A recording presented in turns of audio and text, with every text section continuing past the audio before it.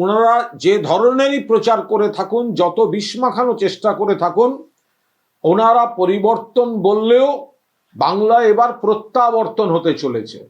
নরেন্দ্র মোদীর পরিবর্তনের স্লোগান বাংলার মানুষের প্রত্যাবর্তনের শপথে ধাক্কা খাবে। কারণ মমতা বন্দ্যোপাধ্যায় চতুর্থবারের জন্য বিপুল সংখ্যাগরিষ্ঠতা সহ মুখ্যমন্ত্রী পদে ফিরতে চলেছেন। জেন জি যারা রয়েছে, নতুন প্রজন্ম যারা রয়েছেন, তারা 100 বার ডেভেলপমেন্টের পক্ষে, তারা বাস্তবোচিত ডেভেলপমেন্টের পক্ষে, তারা মধ্যযুগীয় বিশ্বাসে ধর্মের নামে ভেদের বিপক্ষে।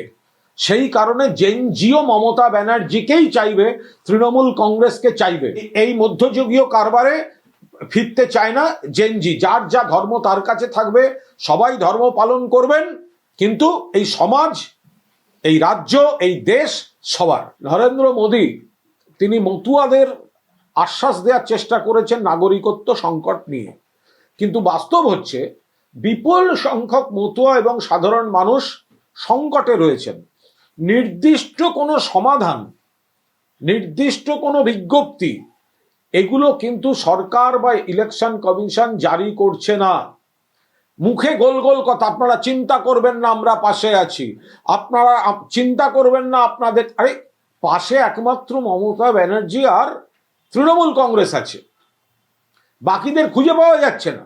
নরেন্দ্র মোদী প্রধানমন্ত্রী, তিনি কোনো নির্দিষ্ট সমাধান সূত্র বা নির্দিষ্ট কোনো স্পেসিফিক ফর্মুলা তিনি মতুয়াদের এবং যারা এই হয়রানির মুখে পড়ছেন তাদের দেননি। সংবাদ মাধ্যমকে যে আক্রমণ করা হয়েছে, তীব্র নিন্দা করছি, তীব্র বিরোধিতা করছি।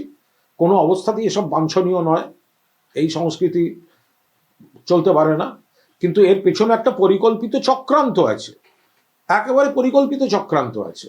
এই বিজেপির দালাল বি টিম সি টিমগুলো এই সিন ক্রিয়েট করার মদত দিচ্ছে, যাতে একটা নেগেটিভ পরিস্থিতি তৈরি করা যায়। অত্যন্ত ঠান্ডা মাথায়, ধৈর্যের সঙ্গে, বাড়তি প্ররোচনায় পা না দিয়ে পুলিশ প্রশাসন সেগুলো ট্যাকল করছে।